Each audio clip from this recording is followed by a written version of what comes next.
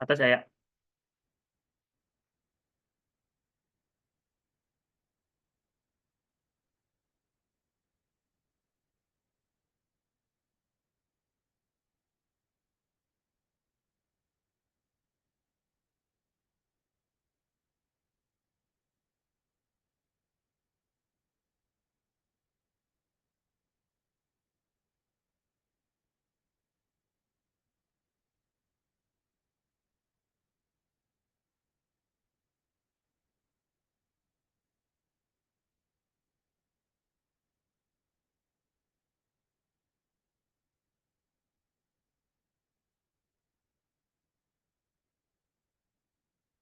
Iya, Bade. Sok we di iya, masuk.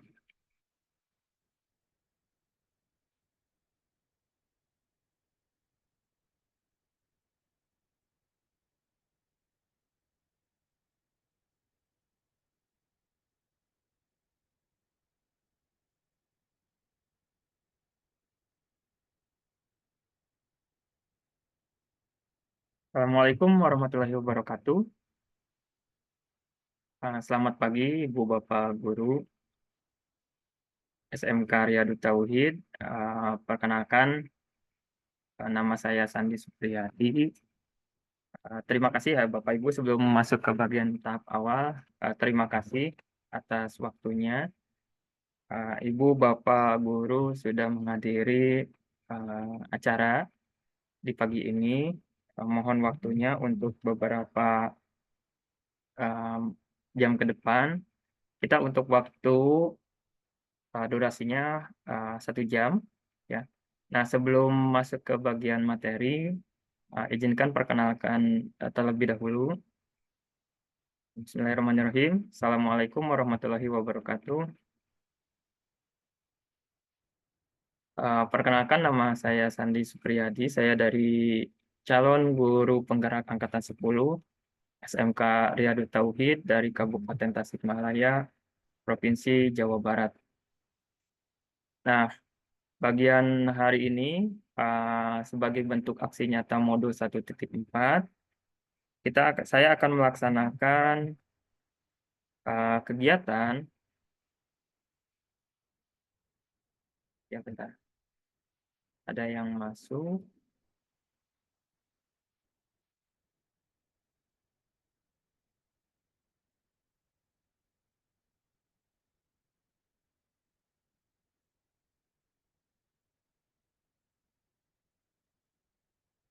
Oh iya, belum dimulai ya, Bu.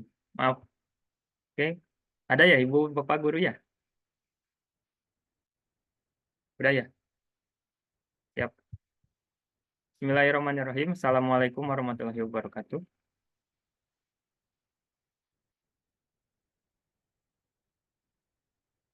Udah ada ya? Siap.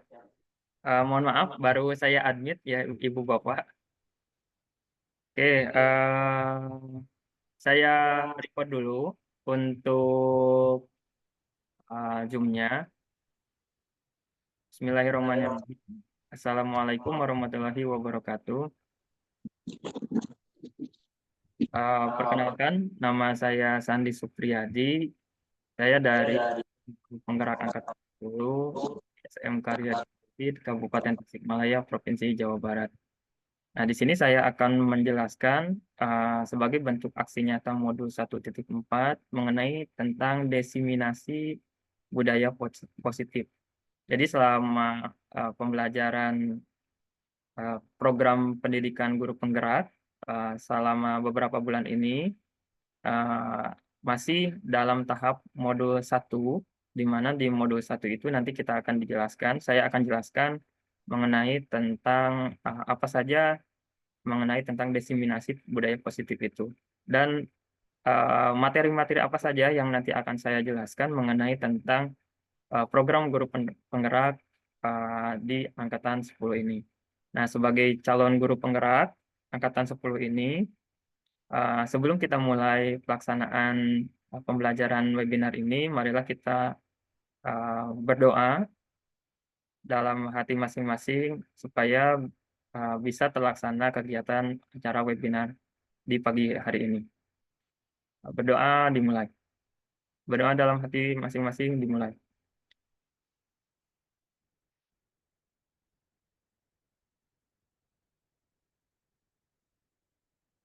Oke, berdoa selesai.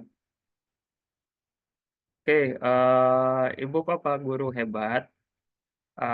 Tujuan dari pembelajaran ini atau web materi webinar ini yaitu mengenai tentang diseminasi budaya positif. Di mana materi yang akan saya share itu bentar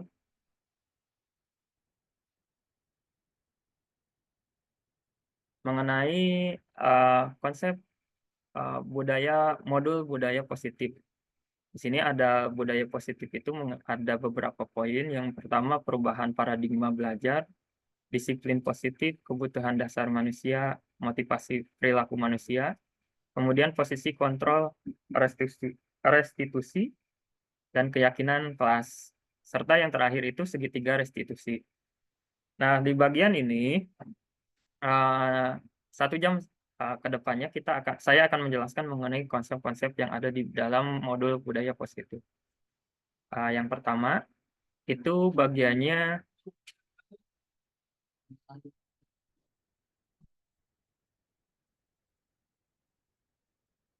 ada pembelajaran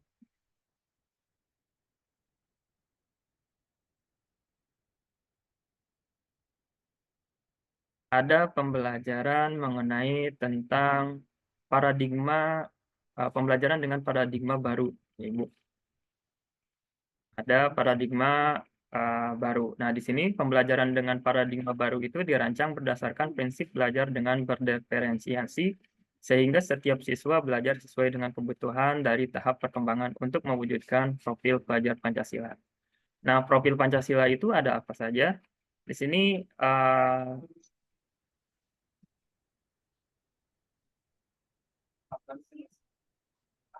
ada di bagian beriman bertakwa kepada Tuhan Yang Maha Esa dan berakhlak mulia, serta kebinekaan global, kemudian bergotong royong, di sini ada kreatif, bernalar kritis, kemudian mandiri. Nah, kemudian di sini itu ada bagiannya disiplin positif. Nah, di bagian disiplin positif itu, disiplin positif itu dalam budaya kita, itu enggak aku pernah lihat enggak itu beli bakso pentol ini dimaknai kan pakai menjadi tusukan sesuatu yang dilakukan jadi diemin lagi Jum.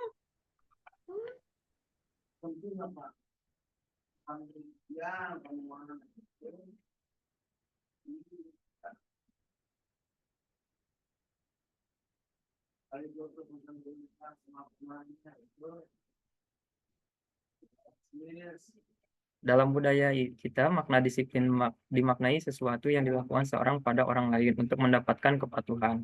Nah, kita cenderung menghubungkan kata disiplin dengan ketidaknyamanan.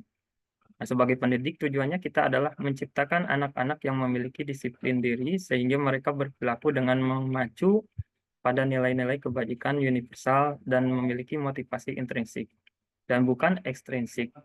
Nah, sebagai disiplin positif itu merupakan salah satu cara untuk menerapkan disiplin yang bertujuan untuk menumbuhkan kesadaran serta memperdayakan anak untuk melakukan sesuatu tanpa suguhkan ancaman maupun hukuman.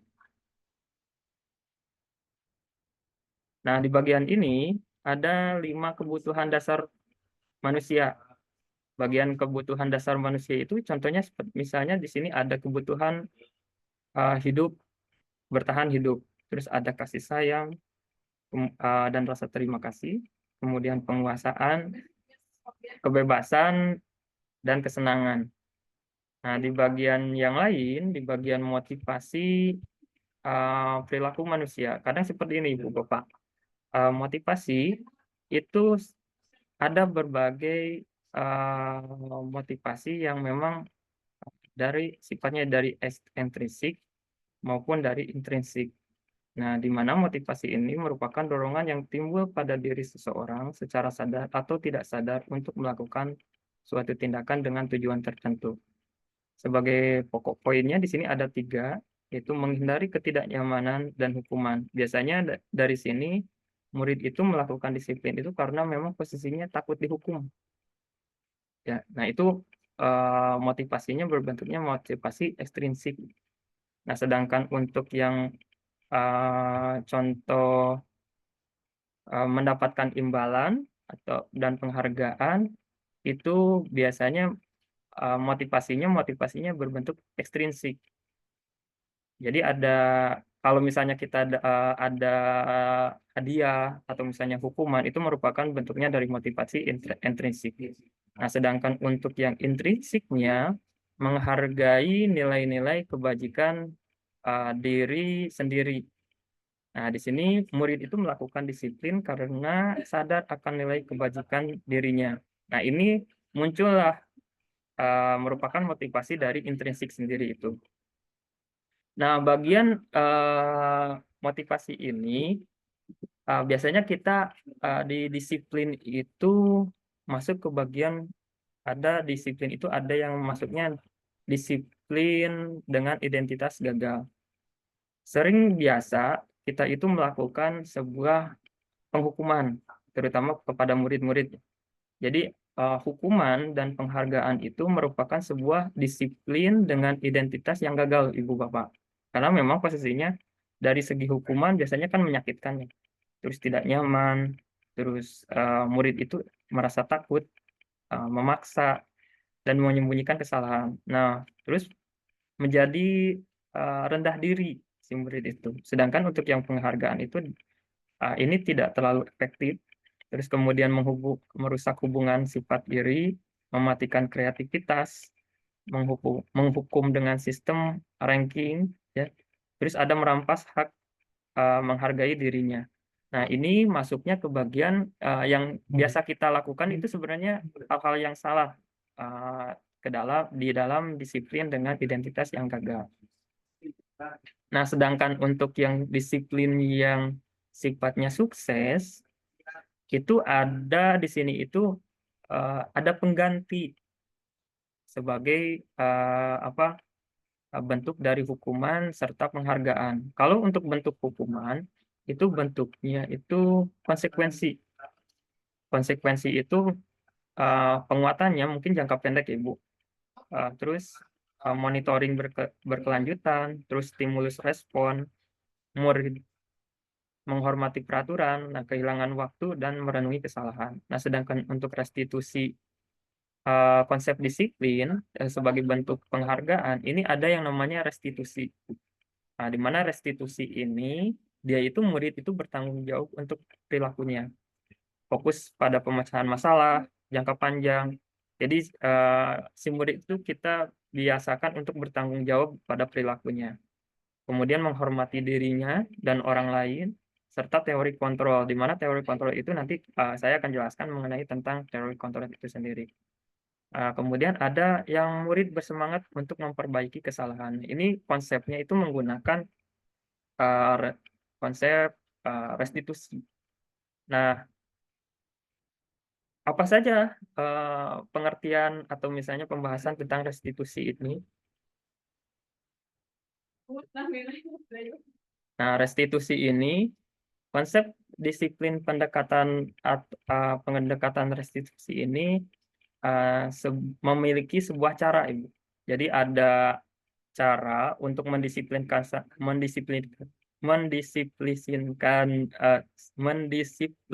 positif pada murid itu ada yang namanya restitusi. Nah, restitusi sendiri itu adalah proses menciptakan kondisi bagi murid untuk memperbaiki kesalahan mereka.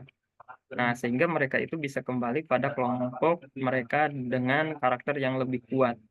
Jadi di sini itu restitusi ini sebenarnya proses untuk memperbaiki murid itu sendiri dengan bantuan kita sebagai guru pendidik itu dengan cara bukan menyalahkan, ya, tapi bukan menghukum atau misalnya membuat imbalan. Jadi ada tahap-tahap lain untuk supaya si anak itu disiplin dengan positif. tanpa ada hukuman atau misalnya hal-hal yang sifatnya yang negatif. Nah, ciri-ciri restitusi ini biasanya bukan menebus kesalahan, nah, namun belajar dari kesalahan.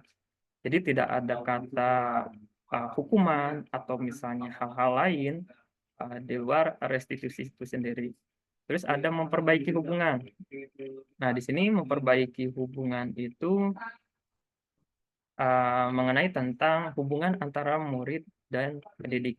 Nah, itu bagiannya. Terus kemudian ada tawaran bukan paksaan. Jadi bukan paksaan,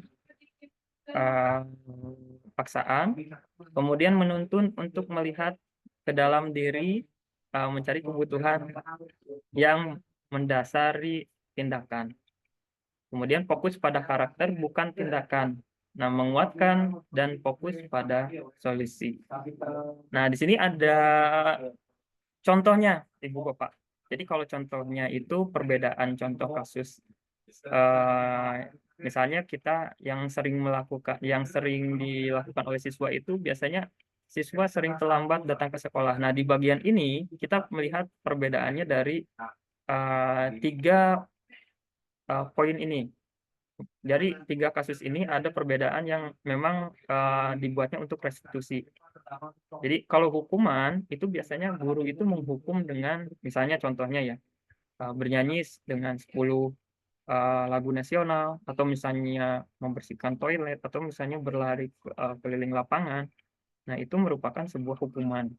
Nah, kalau konsekuensi itu seperti apa? Konsekuensi itu guru memberikan konsekuensi untuk siswa yang terlambat.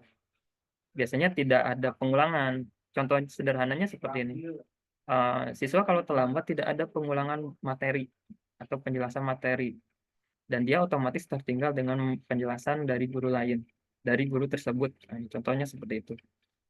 Dan guru juga tegas dan siswa itu menghormati peraturan karena memang di situ ada konsekuensinya, ada bukan hukumannya. Jadi kalau hukuman dengan konsekuensi itu sangat berbeda jauh. Nah, yang ketiga ini tahapan untuk disiplin positif itu ada yang namanya restitusi. Nah, restitusi ini yaitu guru menanyakan. Biasanya kan kalau seperti ini. Jadi sebelum ada penghukuman atau misalnya ada konsekuensi, itu si ibu bapak gurunya itu biasanya menanyakan, kenapa kamu terlambat datang ke sekolah? Nah, itu ada bentuk-bentuk pertanyaan dulu. Kemudian di situ guru dan siswa itu terbuka dan menghormati dirinya dan orang lain itu semacam ada solusi. Jadi si restitusi itu bukan hanya untuk sekedar menanyakan, tapi mencari solusi antara guru dan siswa itu untuk supaya si siswa itu posisinya tidak datang terlambat di sekolah. Nah, itu ya Bapak Ibu. Nah, guru biasanya di sini kita itu ada yang namanya posisi kontrol. Nah, setiap guru itu mempunyai posisi kontrol masing-masing ya Ibu ya. Jadi tergantung dari kita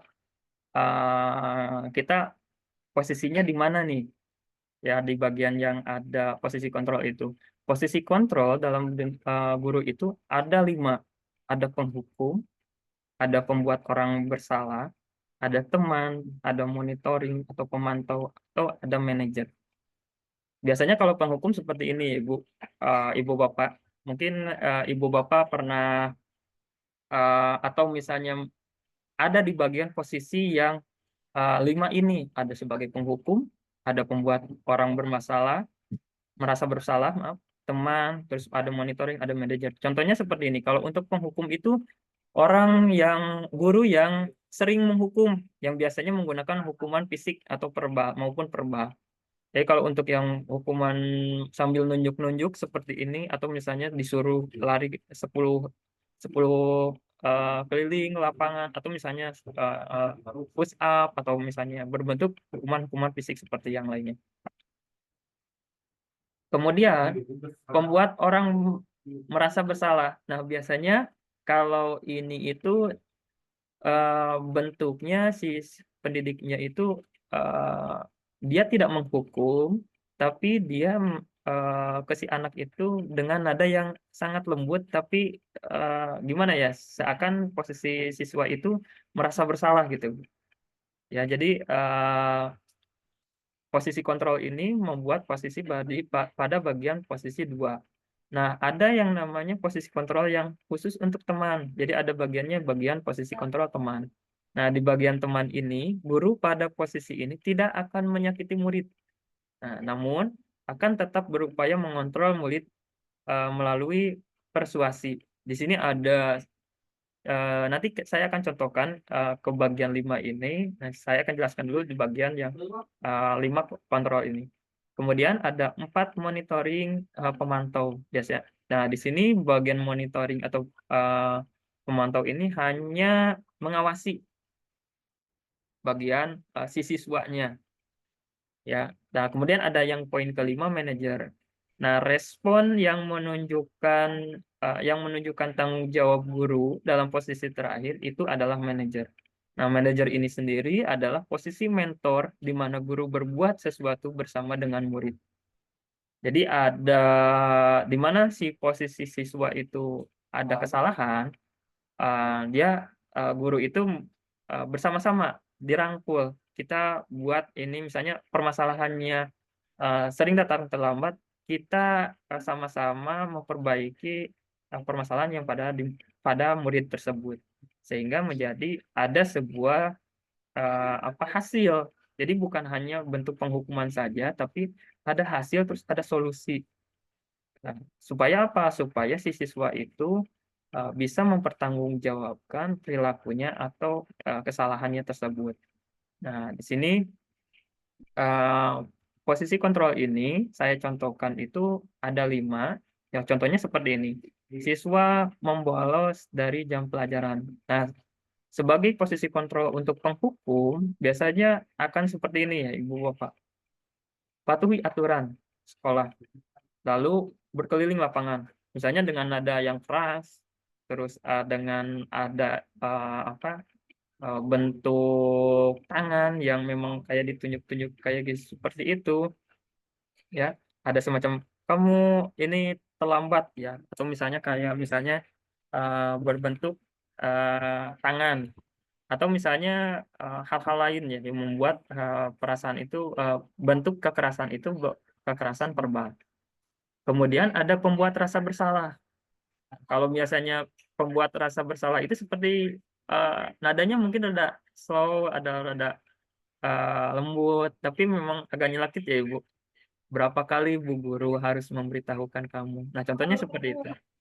Jadi ada rasa kayak yang kecewa sambil diikuti Bu Guru kecewa sama kamu, atau Pak Guru kecewa sama kamu. Nah, itulah pembuat rasa yang memang posisinya itu pembuat.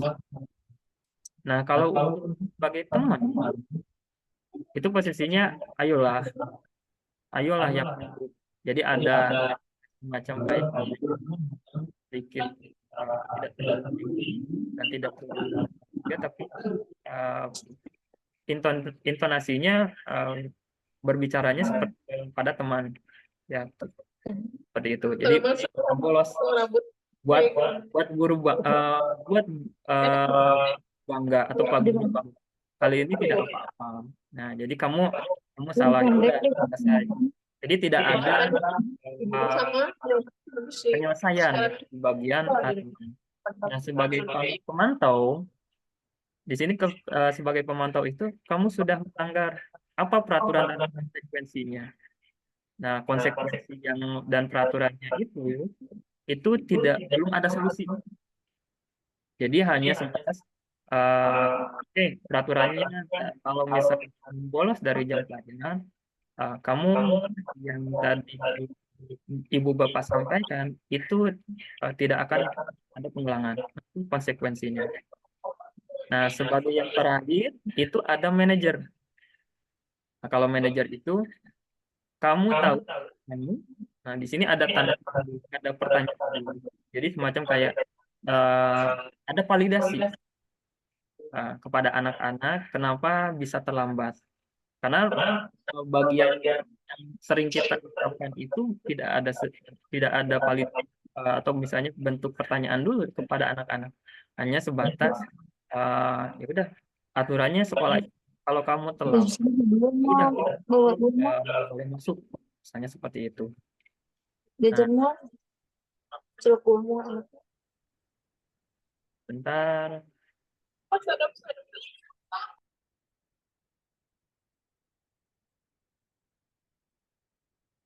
Nah, ini ya. Nah, sebagai contohnya di sini aturan itu kalau biasa kita di sekolah itu atau di kelas itu biasanya kita eh, erat atau misalnya tahu itu bagiannya itu peraturan. Nah, di bagian peraturan atau di bagian pendidikan di kelas itu sebenarnya tidak ada yang namanya peraturan. Jadi kita ubah sebenarnya. Nah, mengapa keyakinan kelas atau mengapa tidak ada peraturan kelas? Yang harusnya yang dipakai di dalam kelas itu bukan mengenai peraturan, tapi meyakini eh, keyakinan kelas. Nah, sebagai contohnya, sebagai apa bahan materinya, keyakinan kelas adalah pernyataan-pernyataan yang disepakati bersama oleh guru dan murid menjadi pedoman yang bersikap berperilaku di kelas. Nah, di bagian ini ibu bapak semestinya di kelas itu tidak ada aturan, peraturan, tapi ada memunculkan itu keyakinan-keyakinan dari anak-anak. Nah, sering salah mengartikan antara peraturan dan keyakinan. Nah, kalau keyakinan itu bersifat abstrak daripada peraturan yang lebih rinci dan konkret. Nah, terus kemudian keyakinan kelas itu berupa pernyataan-pernyataan universal yang dibuat dalam bentuk kalimat positif. Contohnya seperti ini kalimat positif itu. Biasanya kalau kita di dalam tulisan itu dilarang membuang atau dilarang membuang sampah. Nah, kata dilarang itu biasanya itu ada aturan. Nah, kalau keyakinan kelas itu kita harus lebih jelas. Lebih jelasnya seperti ini. Misalnya, buang sampah pada tempatnya. Nah, jadi ada semacam bahasa-bahasa yang tidak ada kaitannya yang sifat peraturan. Karena memang kalau ada sifatnya peraturan, eh, anak-anak biasanya akan melanggar.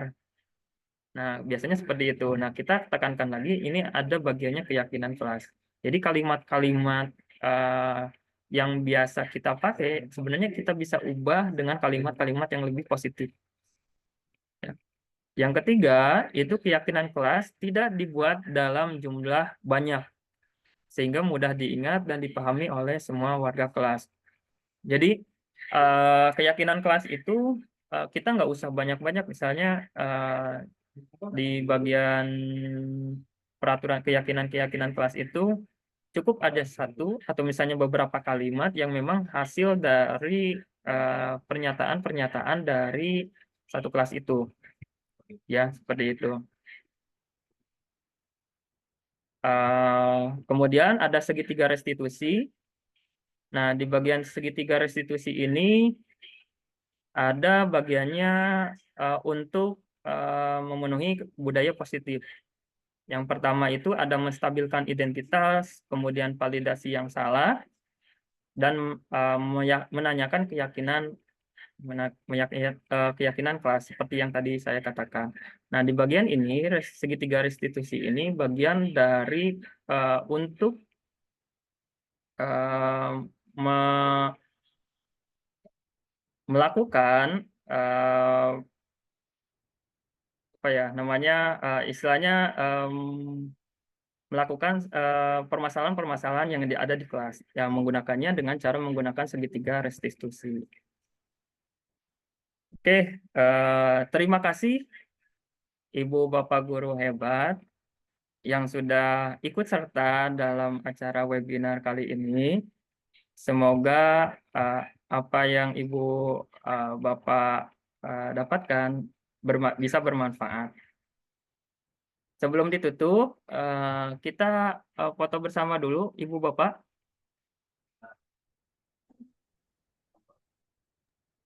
Iya, Pak Sandi. Ya, bentar ya. On cam sadayana, Ibu.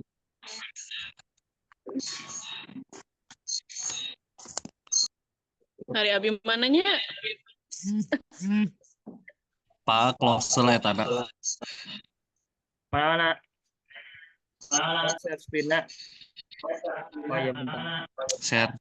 Share-na. Wah ya.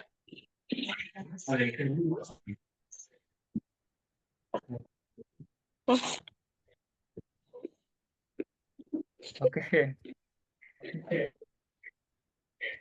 Udah siap, Ibu Bapak? Ibu Bapak, terima kasih ya atas waktunya. Bentar, foto dulu. Siap. Sudah siap? Bentar, Ibu Bu Sri. Heula hei. Siap. Kela cicing heula. Kade Bu Sri kedah ditudung heula, Bu Sri ditudung heula. Bu Sri ditudung heula. Siap. Belum dipotong Ibu Bapak. Mas Sandi cicing heula. Siap. Bu Sri kade ulah ngawadaster. Handapna mah daftar ya teh. Siap. Heula ih. Iya, siap.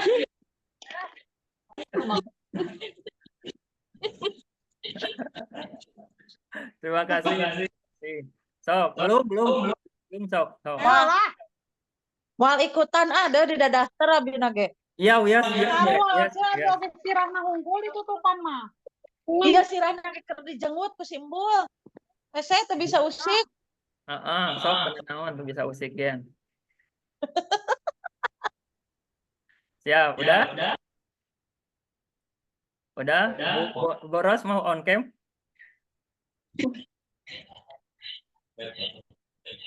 Siap. 1, 2. Bu Meli. Oh, tangga Bu Meli. Siap. 1, 2, 3. 1, 2. Bu Sandi meni asa narsip bae. Gaya bebas. Oh,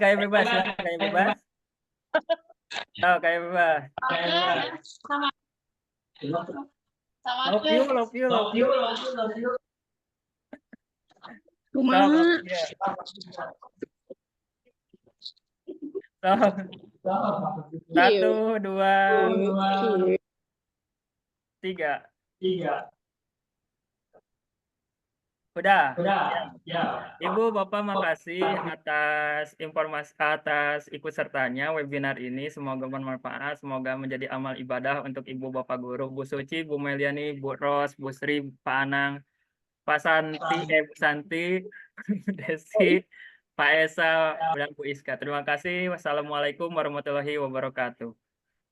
Waalaikumsalam warahmatullahi wabarakatuh. wabarakatuh. Hapunten abdi teu on cam.